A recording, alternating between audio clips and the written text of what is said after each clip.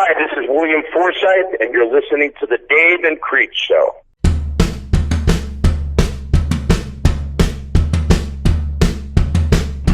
This is the Dave and Creech Show, the only podcast where podcaster C.J. Creech and actor Dave Sheridan come together to talk all things entertainment with your favorite entertainers. Want to ask our guests a question? Tweet them to @DaveSheridan or @CJCNOV88, and they may be asked to our guests live on the show. We do have to ask you stay seated during the podcast because this ride may get a little bit hilarious. Now here's your hosts, Dave and Creech. Hey everybody, welcome to episode 35 of the Dave and Creech Show. I am Creech. We are here again with Dave. How are you doing, Dave? Welcome, Creech. I am good. Thank you for asking. And I'd like to extend a warm welcome to our listeners out there. We have a good show. It's going to be monopolized, I think. We're just going to get on with William Forsythe and chat with him about his new film, The Hollow. Is it The Hollow or The Hollows? The Hollow. The Hollow. Singular. That's right. And you had a chance to check it out, right? I did, and it is a very good film from start to finish. It's something that I cannot recommend more to anybody. Like, if they have a chance to see this, whether it's on VOD, at their house, or if they live in a city where it's playing, they should definitely go check it out. It's definitely worth the price of admission for sure. Yeah. If neither of those work out, I'm sure it's going to be on DVD or Redbox and eventually on Netflix. So the way these films work out nowadays, they get out there. It's multiple points of light on how to distribute a movie nowadays, especially with these type of films, because this is sort of a throwback movie when it's basically a story-driven movie of characters, and it's a drama. Give me the log line on it. What if you had to tell somebody what the movie's about? Go ahead and do your best. What is it, Creech? I kind of got perplexed in the interview we saw here too about how to describe it. But I really the best way to describe it is just a story that starts out small and just keeps on getting bigger, and it's like a mystery and really a plot that just more and more characters are slowly drawn in, and by the end it's this huge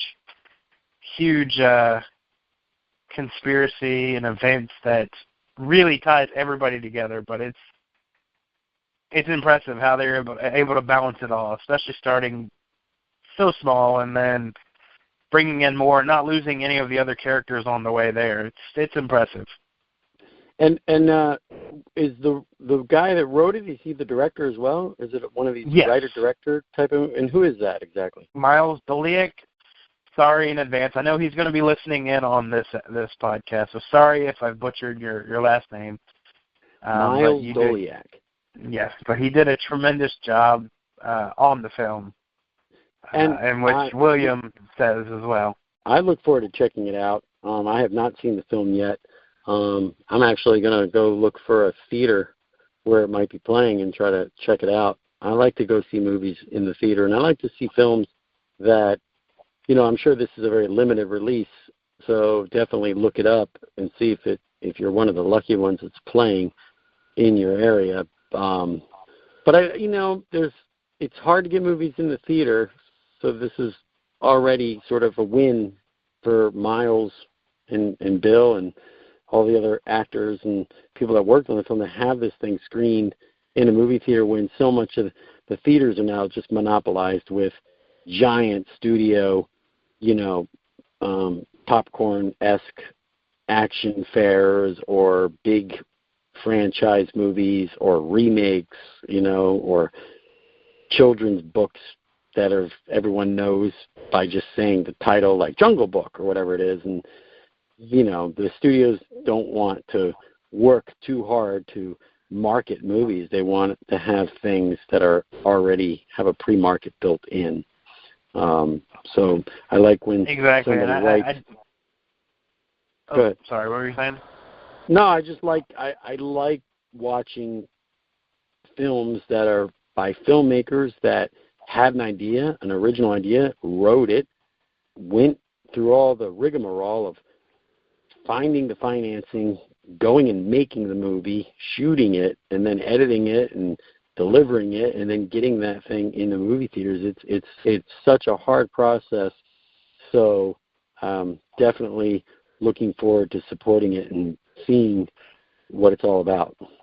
And well, let's get Bill on the phone, get him on the air. Let's chat with him about, not just this film. It's been a while since I caught up with him, so I want to talk to him about, his obviously brilliant performance in Devil's Rejects, which I know very closely because I was in the film with him, and that's where we became friends. And some of the other ones that I like, and just chat with him about the art of acting and where we're going, where it's all going today for the kids out there. So let's see if you can tap Bill in. Yeah. What's going on, fellas? Where are you guys tonight? Yeah, where are you? Where is everyone? I'll tell you where I'm at. I'm in Charlotte, North Carolina, and it's sunny all day, and I don't think we're going to get anything of this situation. But I heard that, where are you, Bill? You're in Florida? Well, I'm not in Florida, but my house and my family is, and I'm a bit on the concerned side because the eye of this thing is probably going to roll right over the house, the way it looks right now. So I'm kind of a little concerned. But you are a bit on, a bit west. You'll probably fare okay over there, Dave. But this is a bad one, and it's kind of, what's really scary is how some people just don't take it seriously. They just kind of like,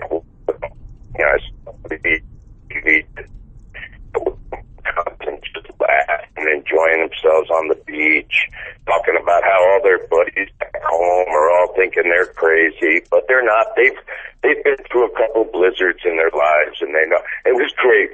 Then next thing you know, the guy gets back on the air from the Weather Channel, and the guy's like, basically, these people are morons. Frolic along the beach all you want. You're the guy they find on the beach. So, yeah. It's hard to dodge something that gets ripped from a roof and coming at you at 140 miles an hour. Oh, yeah, it's just crazy. And, I'm having an experience myself. I always had my mom, and I was hoping, I'm not there, and I wanted her to, like everyone said, to evacuate and basically go cross state where it was safe. And the next thing I find that, my family members are, decided to hunker down. And I was like, oh, man, and I don't care what you think you're hunkering down to. Nothing is safer than evacuating and going where you're supposed to go. So, but what can you say? People have their own ideas. Yeah. I saw something that day today. I didn't read that. I saw the headline. I didn't read the article, but it said, like, these people in this, mobile home, not mobile home, but a trailer park thing, are deciding to hunker down. And I'm like, that's like the number one place it's always destroyed, whether it's hurricanes or tornadoes. It's like, you already have them. Now, yeah. your Creech is in Charleston, South Carolina. Now, did you already evacuate Creech? You said something like you were going to. Yeah, I did. I evacuated. Get moving. Yeah. Get moving. Yeah. This is another one. People forget how, hurricanes have devastated and killed hundreds of people, at various times in history. And, I don't know what it is about, the fact that, but, when you're on that path, and God knows, beautiful Charleston is right on the path. So. Oh, yeah. It's hard to predict the path. Hugo. They said this could, they have one trajectory of it, where it's going to hit Florida and then circle back and hit Florida again. That happened with, I think it was one called Hurricane Charlie, I want to say, and it actually zipped through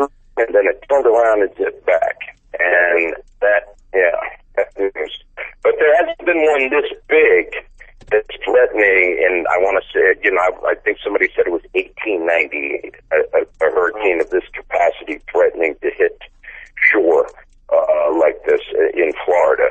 So anyway, God help everybody. I just hope they wake up in the morning and it's, and all the people who just sat there thinking they're geniuses, I hope they continue to think they're geniuses and nobody gets hurt. Yeah. It's just, that's case yeah. Yeah. Yeah. So, yeah. It's, you never know. That's the thing. Yeah. Are you in California right now? Where are you at exactly? No, I'm in Chicago. Chicago. Yeah.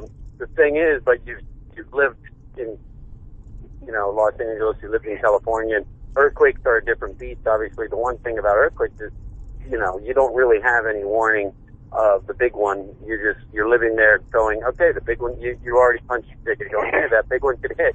But with hurricanes and the knowledge we have and the warnings we have, it's like, man, you got a few days to take precautions. You do what you're supposed to do. Look, there is times when a hurricane or something like that doesn't do what it's supposed to do, and it switches course and things happen. Right. But basically, you do have the warning to be able to slide out of it, or at least slide out of the most harmful part of it. Yeah. But the thing people don't realize, I think, is the surge and all those kinds of things, and the water that comes along with it, because that kills 9 out of 10 people if something goes wrong. Is right. The water, and it's the fresh water. Anyway, I don't like talking about hurricanes, but I've been talking about it all day. I'm watching these doomsday scenarios, and it's definitely got me freaked out. And because I wouldn't have done what other members of my family did. I was booking hotel reservations on the other side of the state 38 hours ago, and realized they weren't going to go. So I'm like, yeah. So I'm a Boy Scout. I know. Be prepared. That's the way it is. But there you go. Yeah. But that was me. stay safe, boys. That was me, man. I'm getting ready for a Cub Scout camp out tomorrow. So today I was doing all my shopping, but it might get rain. It might get rain here, and obviously you're going to get rain. Yeah. So yeah. I don't know, but I'm such a pussy. My wife was like, if it rains, are you going to stay? Because we went on one and it rained, and I it in. I was like, nah, I'm not staying on this. I don't even want to get wet. Camping to me is like, if it's fun, but if your car is 10 feet away and you could drive back home, then go back home. So yeah. Other people check it out, and they're going to very daring, very, very Daniel Boone of you. It is, man. Yeah, exactly. Well, if Daniel Boone had a Ford Explorer, he I don't know, was he one of the ones that did Daniel Boone died in the, no. The Alamo? I don't even know if he was in the Alamo. No, he didn't. Davy Crockett, right? Yeah, the other D guy. So, But I guarantee if those guys in the Alamo all had cars, they'd be like, okay, let's get out of here. Hot-tail it on out, man. They would have known. Exactly. They would have known nobody was coming, you know what I mean? Yeah, either that or they could have had, 50 caliber machine gun mounted on top of the Alamo. Yeah, it's like taking care of business that way, but they didn't have that, so you've been busy as usual. Obviously, you're always doing something. I somehow stay in the game like Old Man River. Keep on punching. Just keep doing things. You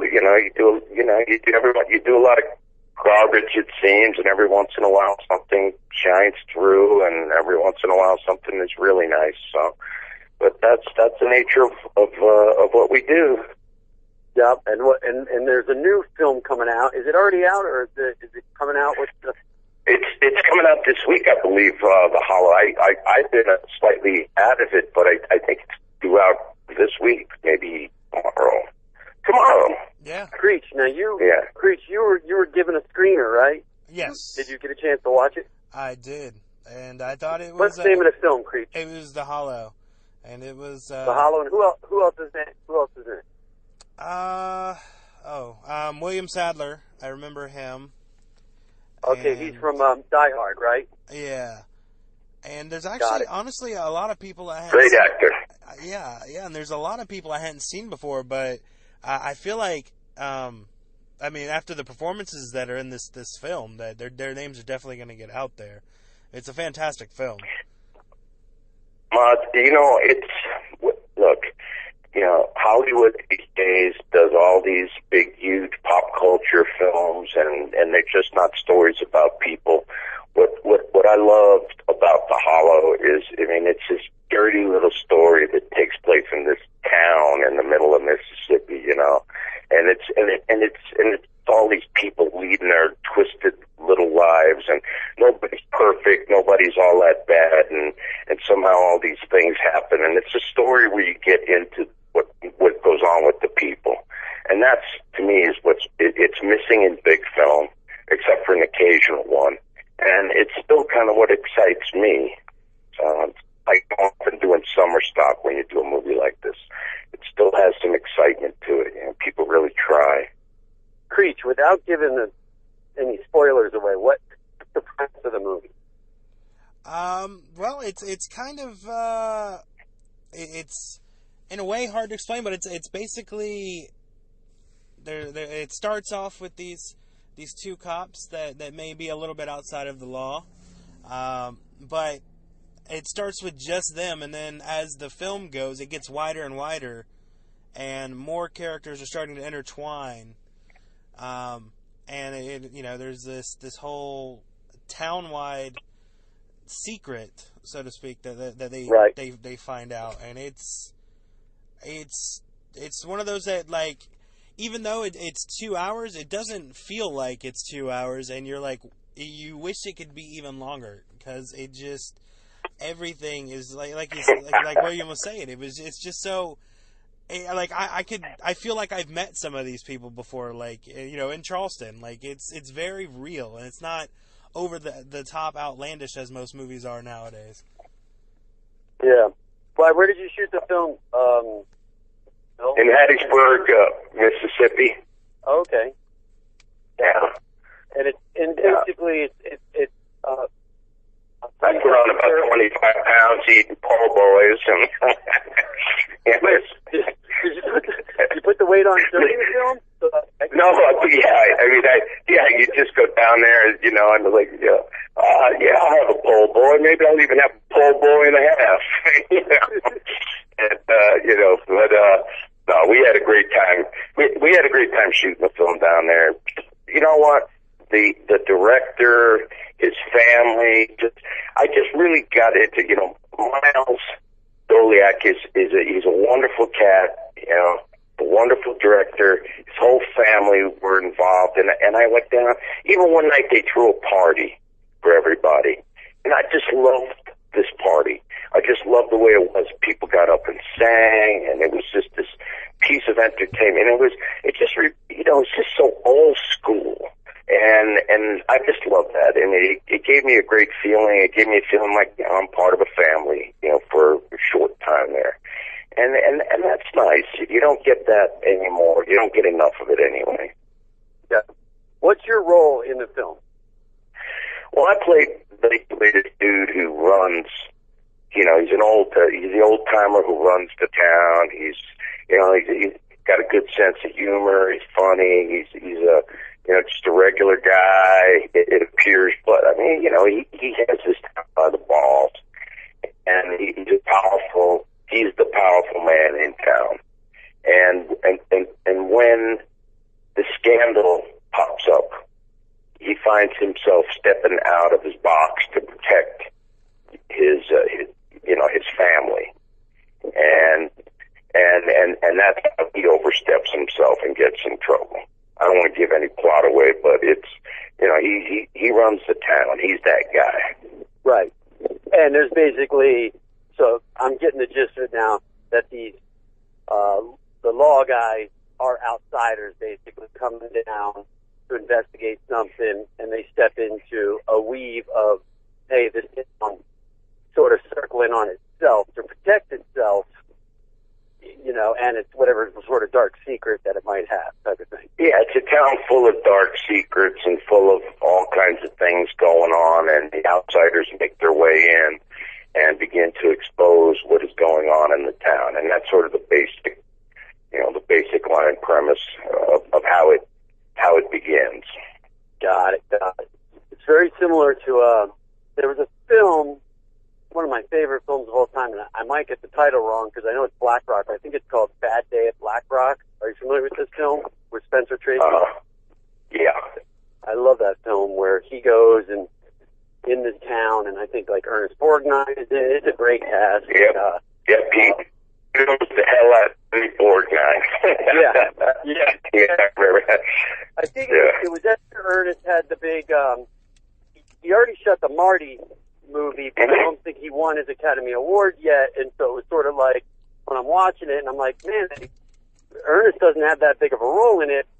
He's a great character in that, and that's the thing, is there's some, there's a ton of names in that movie, and it's such a great cast, and this sort of cast on this, and I have one sheet, and I kind of read like what the plot was. I'm like, oh, this is like that movie, which is one of my favorites, so I can't wait to dip into it and watch it. I haven't had a chance to see it, but I told Creech I didn't really want to see it before our interview because I have a tendency just to talk too much about the film and not interview you, and then it turns out me just like giving away the whole film. I'm the worst film reviewer because I'll just tell the whole story, So I think you'll enjoy it, Dave. It's I just everybody's commitment and the way people approach doing the work. I mean, that matters to me still. I mean, I must be some old curmudgeon, but like people showing up and actually having enthusiasm means something to me. And this film has all of that, and some fine acting, and it's and a couple of real interesting twists. Yeah. And I mean, I was thinking, because I knew we were going to get on the phone today with you, and I was just trying to think of like the films that I loved you in. Obviously, The Devil's Rejects is an all-time classic, but I'm in it with you. I almost wish I didn't act in that film, because that is such a great film, and your performance in that is so awesome, but it's like, oh man, I made the film with them. I kind of know a little bit more than I should when I watch it. Yeah. I'm like, we had fun doing that, didn't we? Oh, yeah. I was just talking to some fans the other day. I had to laugh at, and they said, "Oh, I just love that film, and I love your characters and all this." And I said, and they jokingly said to the guy, "Yeah, I know that's the way I do it. I always announce with a megaphone that I'm coming in to take down the family of serial killers. Let them know we're coming so they can load their guns." Our opening moment in that movie, dying's not an option, boy, but give me that megaphone. Let's give it a shot. Hold on. Let me announce ourselves to the people that just literally got away with murder and all this other stuff. Yeah, let's give them a fighting chance. Yeah. Oh, it's funny. Yeah. And I was like, I have to laugh because I love The Devil's Rejects, and I just think it's a genius movie, and Rob is just the greatest cat because, he lets us do what we do, and really enjoys that, and that part of it all is what made that film so outstanding. I mean, Rob put so much trust in me. I would look at him and go, Rob, I just feel like we need a little something here. I go, would you mind if I talk to myself in the mirror? Without hesitation, Rob's like, okay. And he sets up the camera, and he doesn't even really ask me what I'm going to say. But the reason I wanted to do it is I felt we needed a little extra something to make that crazy transition, And he sets up that camera, and I just improv that stuff, and I felt so good about it. But I felt more good about the fact that Rob totally trusted me, and that's exciting. You don't work with enough guys like that anymore. And that's that thing, that transition in that movie in which we sort of follow along. As a deputy, I'm just kind of in tow on both sides of your sort of craziness of the one. You're the only one who lives. Yeah, which is which is a good thing, I guess, for me. but like in that movie, if you pay attention, it's like you're a guy that is a career lawman. Your brother was a lawman. You know, like you're from a law-abiding family. You know what I mean? The lineage of this is the law in that area. You know, and we're generations of law, and at that point, you make that transition to you're the hunter, and you're now stepping into beyond what the bad, and there are some fucked up bad guys we go after, but you actually, you know what I mean? I don't know if they absolutely or you took. I mean, I used the image myself. I took the white cowboy hat off. Right. At the moment when he begins to change, that hat comes off, and there's the beginning of the guy.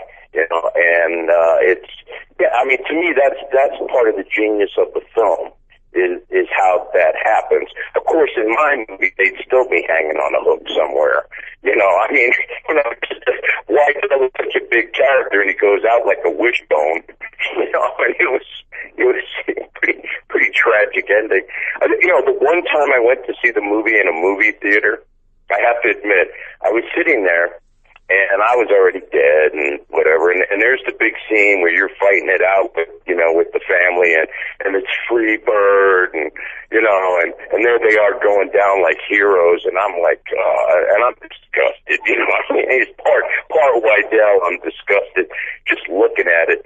And I'm hearing Free Bird. And I happened to turn to the side and I looked at this woman who was in the row right behind me.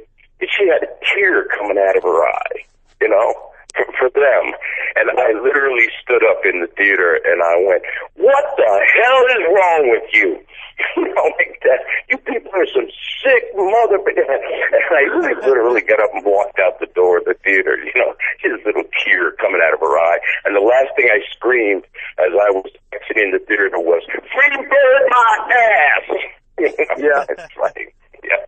I'm like, yeah. But that's the genius, that's the genius of that film. I think to somehow flip that around, because God knows these people are cutting people's faces off and everything, and we're feeling sorry for him. So I don't know how he did it. Yeah, it was that one. Remember that one film? I think it was Peter Fonda. It was a crazy, Dirty Mary and Crazy Harry and Dirty Mary, or something like that. I don't know if you remember that one. And it was very similar. Like they were, it just was. It didn't go as far as this because of the time period, but back then it was a shocking movie. They fucking raped the chick and they were robbing. It was a Bonnie and Clyde style film. They went out. I think they hit the train at the end and just blew up or whatever. But it was just sort of like it had reminiscence of that. He really did capture that feel of that sort of like mid-70s type of movie because we were. I'm so good at that. Yeah. He's so good at that. Stuff? Did you bring any Elvis stuff with oh yeah. I went to Rob and I said, well, the other stuff is in there. I mean, the part about him knocking Elvis. But I went to Rob and I said, Rob, I'm not going to let him get away with knocking Elvis like this. Once again, Rob, he looks at me and he goes, well, he goes, do whatever you want. And that guy, Bob, I'll never forget the look on his face. The first one, I go, what'd you say about the king? And he looks like, what's going on? And then when I grabbed him and threw him on the desk and I'm screaming at him and everything, and he had no idea it was coming.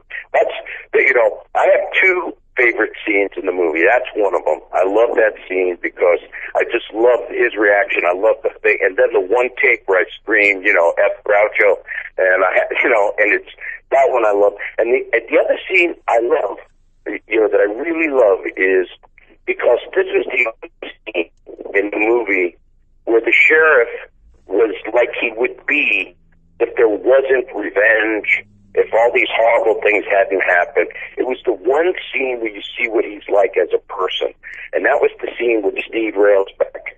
When when the victim and me and him are just sitting there, shooting. Yep. We're shooting the crap, and you see this one little 30-second moment of what it would be like if he were just the normal guy. you know, Right. and that was the only part. Other than that, he's constantly, you know, out for something. And so I love that scene. And I love Railsback too. He's one of my favorite actors ever, and you know, it's awesome to work with him, and it's great By the to way, share that. Yeah. On that note, I just read an adaptation, an update to the Stuntman that this guy wrote, and it's like now it's a futuristic version of it, but it still has the same storyline. It was really cool. I was like, and it wasn't labeled the Stuntman, and the theme for scene starts to, you know, I'm so clear, and I'm like, dude, this is the Stuntman. And he's like, you got it from the, you know. I was like, yeah, of course. You know, I think it's a cool idea because it was like the futuristic Running Man type thing, but based on the Stuntman. And I was obviously one of my greatest. Yeah. What a great movie. You know, just, you know, what a great movie. When you talk about the film, that part when that guy comes in and we're in that office and he's doing the Groucho Marx stuff, and you're just, what the fuck did you just say? The king? Like, he's nobody. It's like, well, just the look in his eyes, the look at the killer, when I act, that's so good, you know. But now, yeah, that was it's hard to believe. You know, that film. God, that's over 11 years ago we did that day. I find that hard to believe. That feels like about 20 seconds ago. Now, one of my, I would say, fondest memories of one of your performances is obviously Deuce Bigalow, because, you know, I do comedy, so I love seeing people do comedy. And that shit in that movie that you do is by far the funniest part of the whole movie. Obviously, that whole runner and stuff. Well, you know that my favorite thing to do is comedy. I love it more than anything. And when I did, you know, I ended up, you know, having the kind of career where I'm all over the place. But whenever I've gotten an opportunity to do a comedy, I jump on it because it's my favorite. I enjoy. I just love timing. Yeah, you know, you throw the timing off 1 second, and it's funny. You put the timing back another way, it's not so funny. And and that movie was something I really, really enjoyed doing. And you know, I got the part in that movie. I went in, and I had told them I wouldn't read. You know, I had my people tell them I wasn't going to read anymore. But I purposely told them that, and so they gave me an appointment, which was kind of an appointment, you know, out of respect. So I walked in, I'm having a meeting with them, and I realized, you know, I'm standing there having a meeting, and I know I'm going to leave and not get this part, but I had planned ahead. And the next thing I know, I just started freaking out in front of them, and I jumped up on the desk, and I pulled my pants down, and I had a target all drawn on my ass, and I started screaming and yelling. The next thing I know, they were all rolling in the aisles there, and I basically sat down, and they gave me the part of. How do you turn that down, right? I mean, how do you turn me down is what I'm saying. But it's funny, I set them up in a way because I was kind of like, I'm not going to read while I'm at the meeting, and then I just went off and went crazy. But, you know, that's what we do. Yeah, that's where I'm at too right now. It's sort of like I'm about to shoot another film. I've done one, and of lately, most of the ones I'm getting are directors that I either know or like my work enough where they call me and say, I wrote this for you, or I have this part perfect for it, which is a great way to get into something, because it's like, I fucking hate having to read and not know. You know, what bothers me so much about the, you know, preparing for an audition is the preparation, but a sort of blind preparation from time to time, not knowing what other actors do they have in mind? What have they been through? What are they thinking about? What do they, you know, because you know you have to go in there and be what they want right away. There's no like, oh, he was 50% there, but I think we can work it. You know, we can work with him. It's like that usually doesn't fly. They wanted it. Well, nowadays even less than others, because we don't. You know, it's no longer. We used to walk in a room and meet people. And not only did you do a reading you got to see what a person was like. Right. And that was a whole other thing. Now everybody's a genius. They'll sit back and let you tape yourself or all this type of stuff. And that's, look, I'm sorry, it shows in the work. You know, films, I don't want to sound like some crazy curmudgeon. The films have taken a dip. And part of it are reasons like that. I used to love to read. And you know what? I still love the process. And what got me was, this was about 7, 8 years ago, I went into an audition. And I looked around me, and there were guys that were like, you know, pushing 70 or older, that were guys who were my heroes. Guys who I think were some of the greatest actors that I had ever seen, guys that I loved. And I saw them turning 70 with a script in their hand, having to read, you know, for people that, you know, couldn't carry their golf bag, you know. And it just, there was a part of me just went, you know what? There's more to life. I love what I do, and I love the work. I love it with all my heart and soul.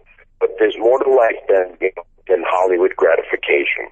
And I felt like you know, who wants to turn 70 and you know, and it's like you played in the NBA for 30 years and you know, and you had all these points and you shot great, you're brilliant, and suddenly none of it counts anymore, you know. And there's something about that I hate. You know, I hated it more for my heroes, but I decided I didn't want to be that guy. It was around, you know, I basically moved out of L.A. about then. I just said, hey, that's it. I'm done. I'm leaving L.A. I'll live my life the way I want to, and I'll go to work when I go to work. Yeah, and that's kind of where I'm at right now. I'm about where you were at, maybe a different age, but I'm close to 50 right now. So my thing was, I want to tell my agent, going, I will read, but I will only read if the director calls me. You know, like or anyone calls me and gives me. I'm not so much I'm looking for the reach around, but just to know that, like, hey, we want you to read for this because we know who you are, and it's not just my agent submitted me and they're looking at a headshot and they're just bringing in people that meet the criteria of a resume versus no, we've seen your work and we know that it's in the ballpark of what we're looking for. The director can give me they're showing you the respect to come in and meet and give you, you know, and come in and do the thing.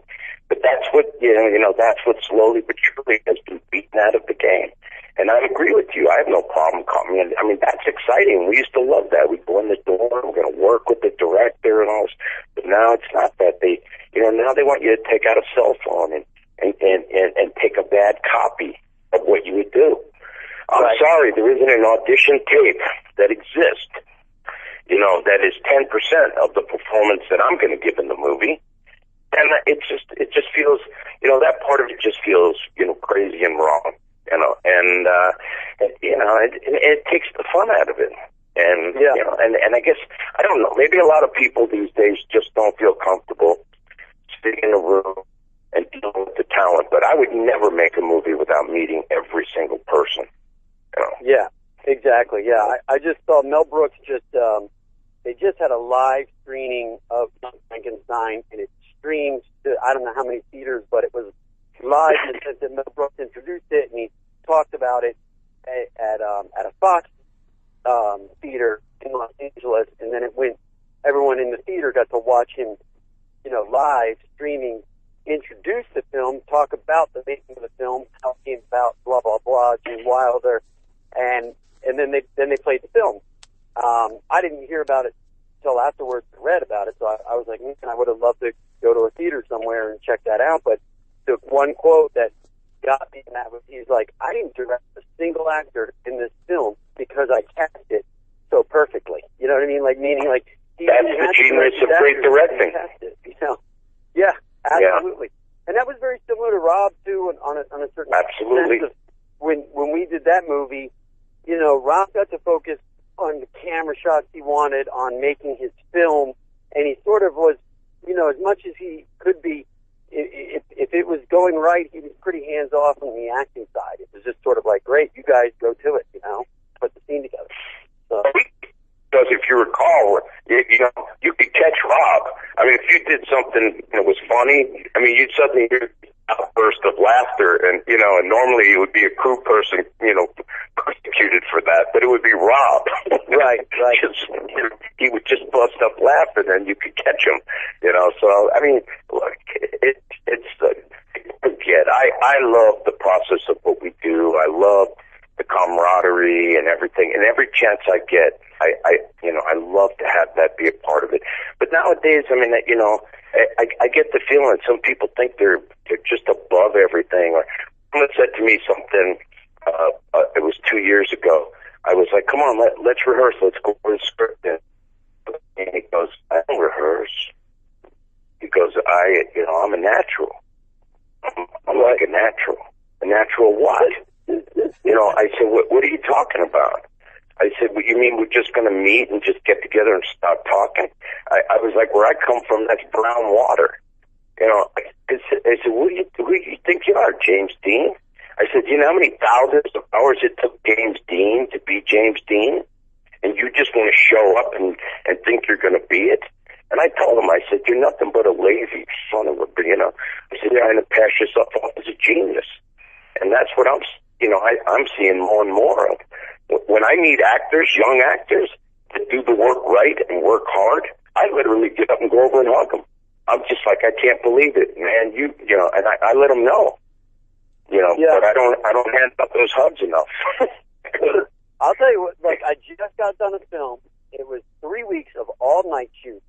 And it was a contained movie because it was an airplane that crashes, and we're trapped in a sinking airplane in a swamp that's like, every minute that goes by, another inch of water floods in. And by the end of the movie, this fuselage is half filled with water. And when I took the role, I said, okay, I just want the water to be heated, and if I can get a wetsuit underneath my, because I knew that you can't avoid getting wet. Of course, I got there, the water wasn't heated, and there was no wetsuit. They had one wetsuit. No. Yeah, it was. But here's the thing: the beauty that came out of it, and I think it's going to be. I think I had a same feeling with Devil's Rejects. Every now and then, you ask me something, especially on an ensemble level, and you go, "Great ensemble." Because of that, these actors, we none of us wanted to be wet. It was freezing cold, and we were like, let's rehearse. And we got together and rehearsed, and instead of sitting around in our trailers, we're all just spread apart the set. It was, let's rehearse this scene, let's get it down. It was almost like a play because we had this thing so fucking tight and memorized in a sense of we weren't thinking when we were shooting these scenes, because girls, it was a lot of young girls, pounds, and they were fucking freezing, and it was nighttime in California, and I was like, this one's gonna get me. Let's get this fucking shit.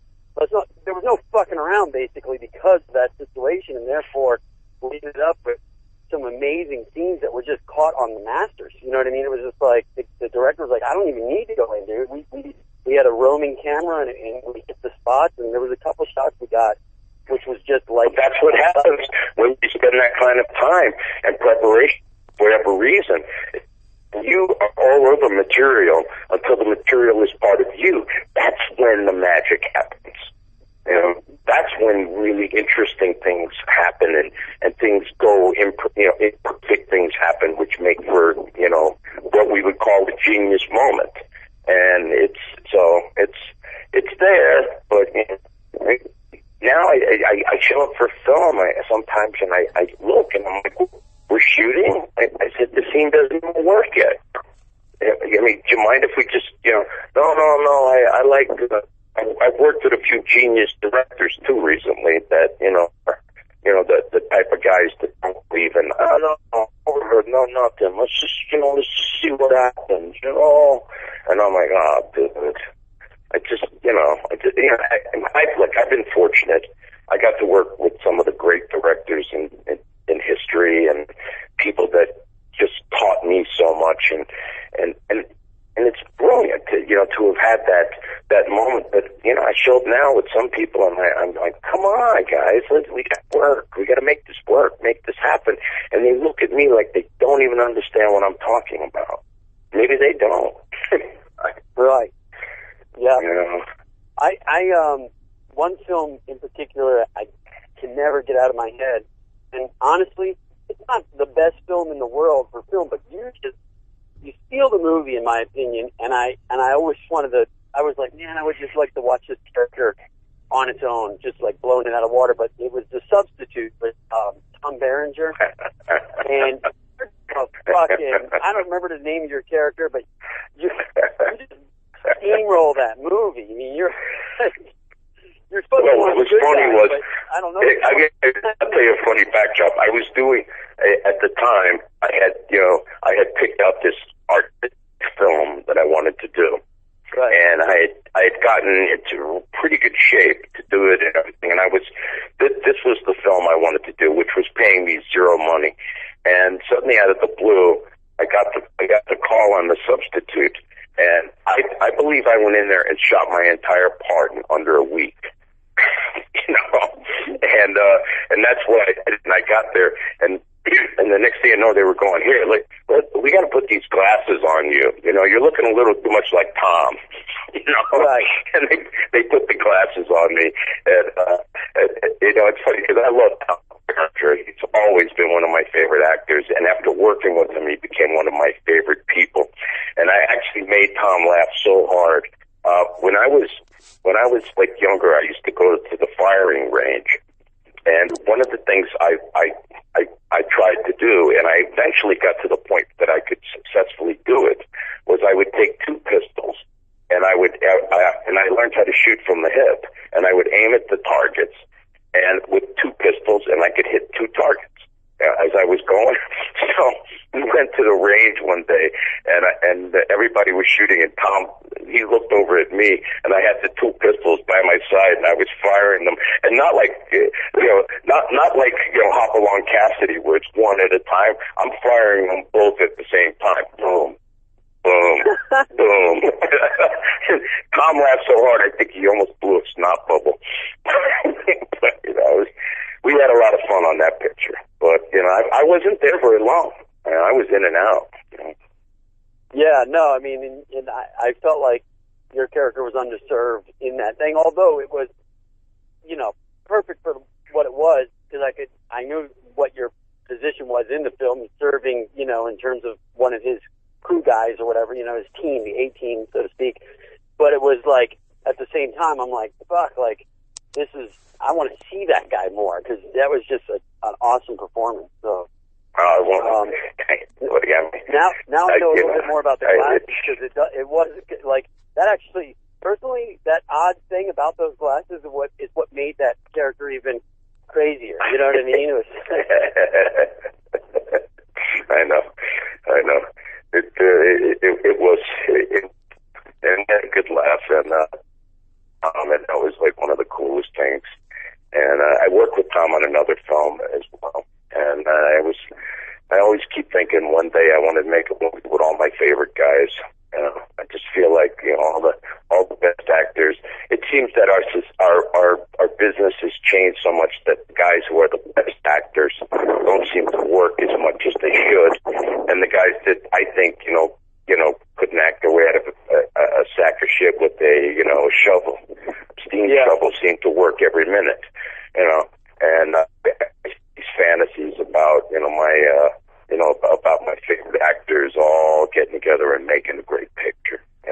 So yeah, I have that same thing. I definitely drive around thinking of that too, going like, it's sort of like that chicken and the egg. It's like, okay, do you reach out and you try to like just get the names together and then say,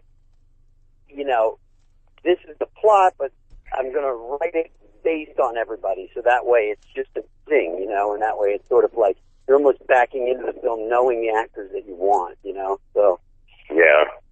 Well, you know how that is. That's always the hardest part is finding those things, putting them together and letting it happen. But I feel now that when I go to work, I go to work and I do what I call mercenary work, where we just show up and I do my very best. I always try to do my best, but I realize the project's not, the greatest project in the world. Then every once in a while, you step into something with great enthusiasm that you think is going to be a great picture. But I love working with people I love, and I love working with friends more than I love anything else. So people in my past that I've worked with and had great experiences with, I love going to work with them. Well, hopefully Rob will come up with another film soon. I know he just had one. He seems to be like just doing the straight up horror stuff, you know. And I know obviously he likes that, you know, but at the same time, Rob could direct any kind of movie he wanted. I once told him, I said, Rob, you could direct a white glove comedy if you wanted to, and you'd be great at it. His fans demand. I mean, look, the witches of the Eastwick movie, or the Salem movie. I love that movie. I love the movie, but Rob's fans criticized it, and I was like, well, everything doesn't have to be gore horror, you know. I mean, I thought the movie was really good, and it's funny how fans are. They're almost rotten, but I dream every day of going back to work with Rob and something as good as The Rejects with them. You know, something that just is, magical, because I like Rob's work, but I do think The Devil's Rejects is Rob's best film. And I kind of wish that we could, get back into it. If I I think it is his best film too. Oh, I was just saying, if I remember correctly, isn't he doing the Groucho film, like the documentary or biopic on it? I heard that, but I hear all kinds of rumors. I heard that there was somebody was inquiring about another Rejects movie or something, and I was like, it just all seems like online rumors. I can never tell what's true or not. But I told Rob, I said, look, you're doing something. If you want me, I'll do anything to come to work with you. And I hope it's something really great, and we get an opportunity to all go to work on it, and just do something, because The Rejects was a real family. Everybody, I mean, they were a family before we got there. Right. But, they're a good family, and we joined the family, and it was fun. And that kind of thing is still exciting. Whenever you can run across something like that and you have that feeling, it's nice. And I don't feel that way enough. I just feel like, I show up and I mean, what's with this new thing where they won't hand you pages? They send you computer files in PDFs. And I'm like, if I spend, a month opening PDFs, I said, when do I have the time to do what I do, which is to create this character and prepare to act? This whole world has become topsy-turvy, and it's not more efficient. More things fall through the cracks. I mean, recently I'm receiving my blue pages in a different file than the other pages, and nobody's giving me a paper script. And what are you supposed to do? Jump from one file to the other to read the script? Whoever's doing this just has no idea what we do. And that's the thing is, on the film I did just recently, and I signed an NDA, so I can't say the title, but they sent me the file, and it had my name watermarked on it, Dave Sheridan. So it was mine, because they were trying to, it was one of these things, that script getting out. Well, I'm living in Charlotte, and I went to the Staples to print the fucking thing up, and they said, well, because of company policy, we can't print up anything with a watermark on it. And I go, but that watermark is my name. Here's my fucking license. Yeah. And I couldn't print it out so I could note it up and start to dive into it the way an actor would like. You want the pages. You want to be able to write. You need paper. You need to crunch it, bleed on it, do things. It's the only way an actor works. I mean, and now they're just trying to, and everything, and what's with the world turning into self-serve? Everything's like a self-serve gas station. I'm like, what? Now, I have to supply the paper. I have to do everything. And what happened to what you guys do? And my favorite one is reporters now. I've had a few reporters do this. Now, this is what I love. But this is my favorite piece of modern times. The guy he wants to do an interview with me. But and this has happened at least 10 times to me. They want to do an interview with you. But now, hey, why bother that we sit here and talk together? Why don't I just send you my questions, and then you do all the writing and do all my work for me? Yeah. And answer the question. I swear the next guy that asks me that, I'm going to garrote. It's just, I can't believe it. It's just like, what is going, oh yeah, that's really genius. I sit there for 7 hours and do your work. and then you just pick and choose. I'm like, what the hell is happening? You know what I did with those? I always have like an intern or somebody that's like, you know, assistant or whatever. I give that stuff. I've given those to interns going, hey, just fill it out. Just answer what you want. You know what I mean? And then sometimes I'll go and read. After it's already printed, I go, oh, what the fuck did you write? Because they're like, I'm like, yeah, just do whatever you want. And they're like purposely like, because I think, go for it. Like, make me either a pompous ass or a racist. I don't care what you do, man. You guys sent me questions. Go, you fill it out and be funny with it, you know. And then I'll read this shit and I go, oh, fuck, man, I come off really funny in that one. But somebody's going to turn around and write an article, and they're not even listening to what you say anyway. They're just going to pick and choose a sentence here and there, and I'm like, you know, I back in the day when people actually did interview you, I mean, I would, if a guy asked me a stupid question, I would just look him in the eye and I'd go, you need to do your homework, and I'd leave. You know, but now it's here. I don't really want to talk to you. Here, let me send you 8 questions, and you do all my work for me. It's kind of infuriating. You know, it's like the entitled society has grown up. Yeah, and going back to that thing. Good job. When you mentioned everything's going automated, the irony is that they're trying to raise the minimum wage, and it's like, what minimum wage is left? You know, in another 6 years, the things that are minimum wage are already going to be handled by the self-checkout and the you know, you at the parking lot garage, you got to basically pay there's no attendant at the parking lot garage. There's no checkout person at CVS anymore. You know what I mean? Everything is absolutely. So it's like, well, what is the minimum wage job now? Oh, I forgot it's mine. It's all a phase out anyway. And if we really want to, you know, if we really want to help people, you know, what are we talking about that for? Like, you know, why don't we really train people to do things? Why don't we really educate people? You know, right.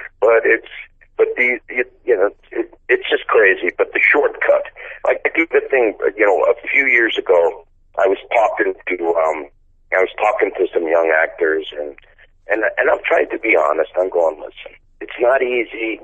You got to dig in. You got to try to live cheap. You got to study. You've got to surround yourself with people that really work hard. This is how you go about the process of how we begin what we do. And suddenly I got a little hand waving, you know, almost like that kid in class that everybody hates. He's waving his hand at me. And I go, what? And he goes, listen, my man. He says, you know, I appreciate you saying all this shit. He goes, but, you know, I didn't really come here for this. I wanted to know if you could hook me up. I'm like, what? Hook you up? You know, I'm like, listen, I can't hook you up, but I happen to know up the road, McDonald's, they're hiring. You know, it's like McDonald's will hook you up. But it's like, I mean, everything that we're saying here, that all the life experience and all the things, that it no longer means anything to, and it doesn't. Again, going back to I'm a natural. I don't need to study. I don't need any. You know, I'm just perfect. I'm perfect, and you need to accept that. So I don't know. We worked harder. I mean, we tried harder anyway. I mean, maybe we succeeded sometimes, maybe we didn't, but we tried. We worked hard, but then again, when I came up, we really like me and the group that I came up with and people I studied with. It really meant something to be good at what you do, and so we really, you know, we went through a lot of pain to try to get close to that. You know, now it's just like, oh, dude, that's a waste. Are you kidding me? You know, I got 40,000 hits last night. Yeah, I'm a genius. Right. Yeah, that's not helping. That's for sure. That other thing, the whole social media stuff. Oh yeah, you're a genius. Yeah. Well, so when does the Holo comes out this weekend? Is it available pretty much everywhere, like VOD? Like, do you know anything about that? Yeah, I'm not sure. I'm sure it's going to be. I'm sure it's going to be layered how it makes its way out. But I'm not. Again, to be honest with you, I'm not exactly sure that plan. I mean, you should sit Mr. Miles down and talk to him. So I'm not sure. A lot of, you know, Dave, I'm like, you know, I'm a hitman. I'm on to the next. You know, on the next mission, and then I'll turn around and enjoy the film. Like I got to see the film at a film festival with everyone, and that was wonderful because it was nice to share that. But by the time the conversation came around to what the plans were, I was already out the door. Right. Yeah, from what I gather, it does come out in theaters tomorrow, and it should be, I believe, on the same day hitting some VOD. I don't know which ones, but it will be hitting some VOD as well. Fantastic. It'll be out there. Fantastic. It's called The Hollow. You just Google it, do exactly what we're telling you not to do. Get on the computer and check on it. Well, we use the computer to help make you smarter, not to make you dumber. Right. Exactly. Because back when we would do research, we'd actually have to go and go to the library and look up microfilm, and everything was hard to do. The research was pretty hard.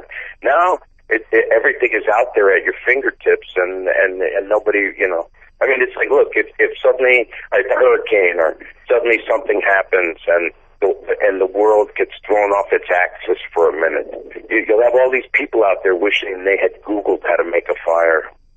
Right. It's like, because nobody knows how to do anything anymore. Yeah, exactly. That's true. It's that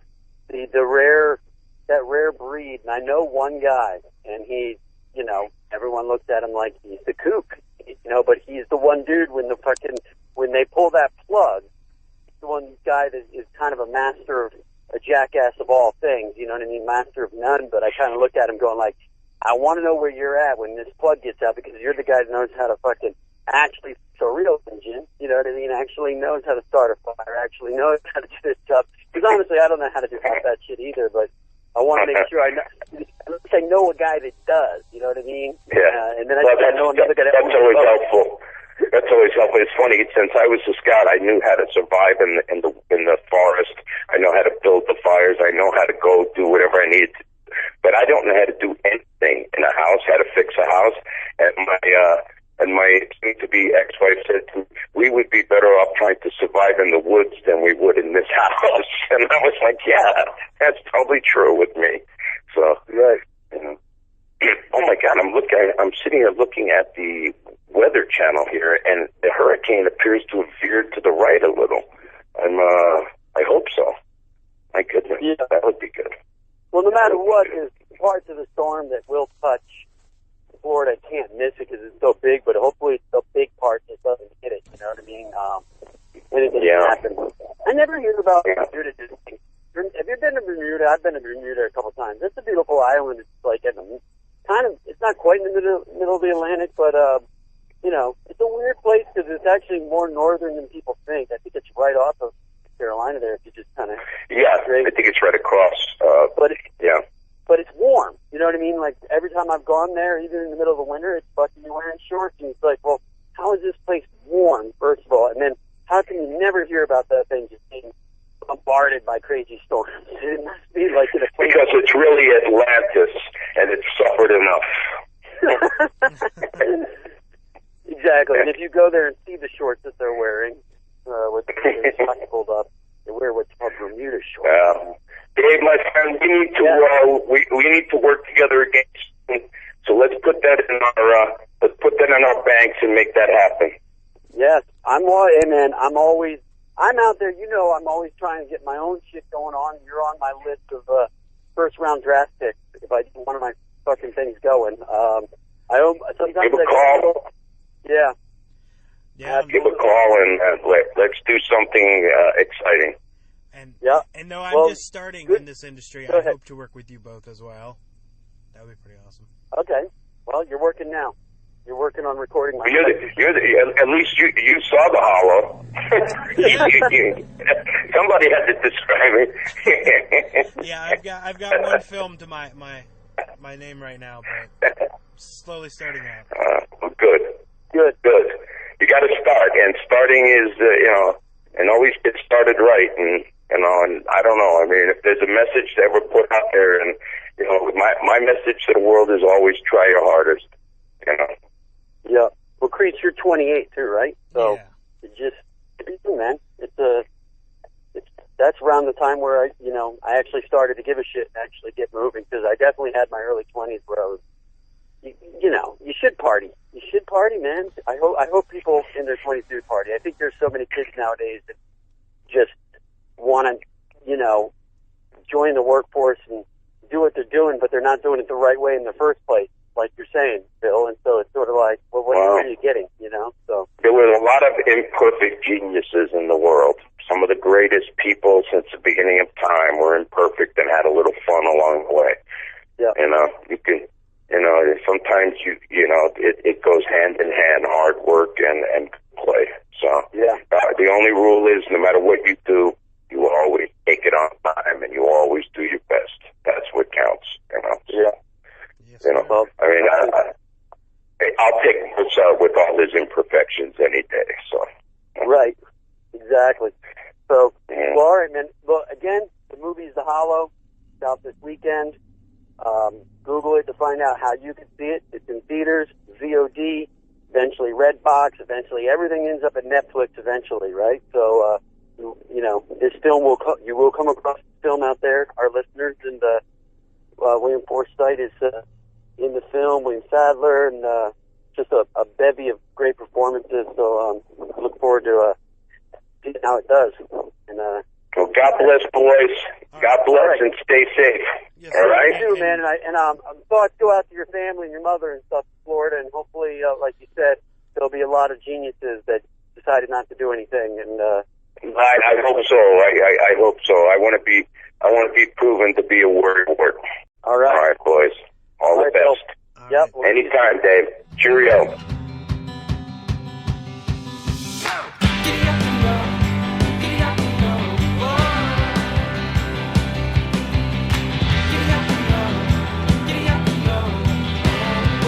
Hey guys, this is CJ Creech here from the Dave and Creech Show, and I just want to talk to you about something really quick.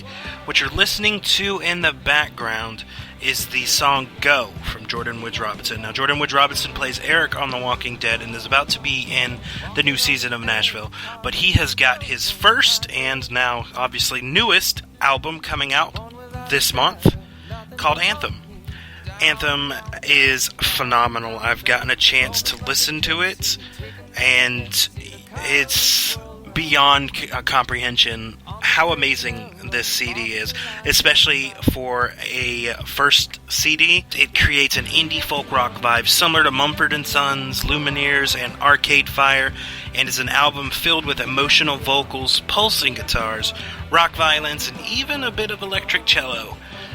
Once again, it's beyond words how amazing this is, and as you're listening to the song in the background, there is even more like that. It's definitely something you should check out. Now, the CD is coming out October 28th, which you can also purchase it online. You can go to Jordan Woods Robinson's site to find out more info on that.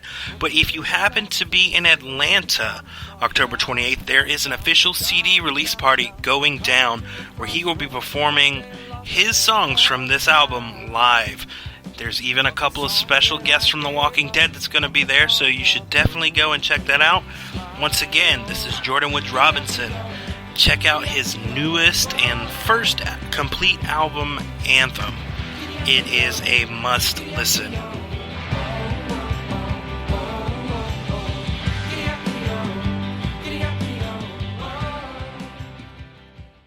Well, again, I wanted to thank the acclaimed actor William Forsythe to come on our little podcast, reaching millions of earlobes around the world.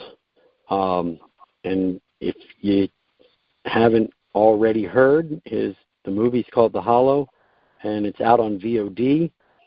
It's out in theaters. It's probably on iTunes, and you can also most likely get it on DVD, rent it at Redbox, and see it on Netflix in the near future. So keep an eye out for it. I think if you're into films that are made to watch a film, a story, then this might be the movie for you. So I'm glad we got a chance to chat about it. I look forward to maybe talking with more people that are involved in the film, and I look forward to next time you, Creech, are with me on our podcast and chatting about something else, I'm sure. By the way, I'm glad you survived the hurricane there and no major damage was done to any of your relatives or people you know. Did anyone die in Charleston? Not in Charleston. There was one person that died in Florence. But yeah, all that happened with us was 30 hours without power. That sounds like another movie. It sounds like a very artistic movie. 30 Hours Without Power. Starring it's just one of those things, you take everything for granted, and I completely forgot about taking everything for granted, but then it's like, you have to conserve water, and it's like, okay, well, you don't flush for pee, but you have to flush for poop, and it's just some weird caveman living that I prefer not to ever do again. Why do you have to conserve water? It's a hurricane. It's got millions of gallons of water flushing down on you. It's not like the toilet doesn't run on electricity. Why do you got to conserve? Why couldn't you flush now? What's that about? Because it was like some well water. Like the water we got was from a well, so it was limited or something like that. I don't know. Okay. You don't want it contaminated, I guess. I don't know. That you could contaminate. If like the sewers are flooded, that gets up, and you don't want that contaminated. And so, yeah, I could see that. I think you take things for granted. When you have electricity, you take that light bulb in the fridge for granted. And then you open up that fridge and that light bulb's not on anymore, and you realize, oh, man, this stuff's not getting cold. Every time I open the fridge, it's getting warmer. I like my stuff cold, so I got to reach in really quick and get the ham out. And you actually eat more, because then you're like, everything's going to go bad. Let me get everything. This ice cream's going to melt. I eat the whole half a gallon of Butterfinger ice cream because it's going to melt. So it's a good excuse, I guess. That's the upside to losing electricity is you get to eat a lot of ice cream that might go bad, melt. I did get a lot of exercise running back and forth between the house to my car, because in my car I have a hookup for a wall outlet. So every time my tablet would run low, I would literally go charge it in my car and then come back inside. Yeah, you got to charge your phones, you got to run your computer, got to stay connected. But there's no Wi-Fi, right? But you have. It was horrible, and where I was at, there was no reception either. That's why most of my texts didn't go through to you, or they were so far apart, because I would randomly get service for 5 minutes, but this was in the middle of BFE, and I couldn't get no reception at all.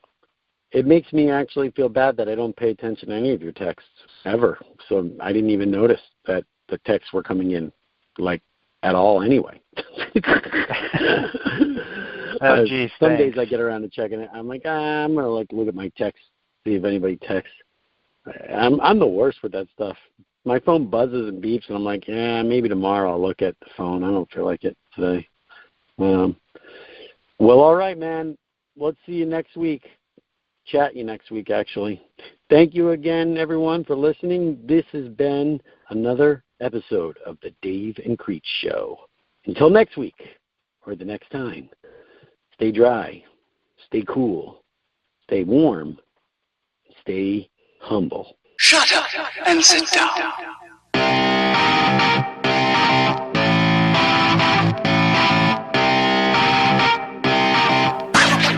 Thank you for listening to the Dave and Creech Show. The views and opinions expressed in this podcast are solely those of Dave and CJ. These views and opinions do not necessarily represent those of Creech Creative Productions or any of its affiliates.